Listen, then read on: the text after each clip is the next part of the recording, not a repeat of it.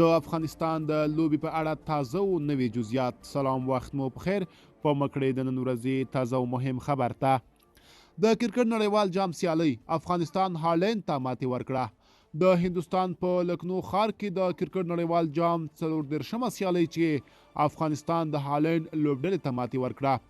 هالند د ټولو لوبغاړو په سوځېدو په 40 اورونو کې 109 بیا منډې وکړې.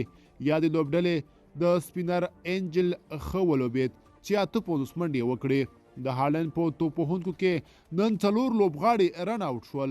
په افغان توپ اچوونکو کې محمد نبي 3، نور احمد 2 او مجيب الرحمن 1 وکټ واخیسته.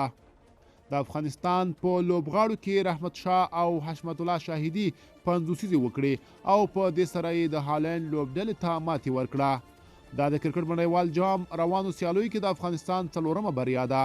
افغانستان له دې مخکې انګلستان، پاکستان، سریلانکا ته هم ماتې ورکړې ده.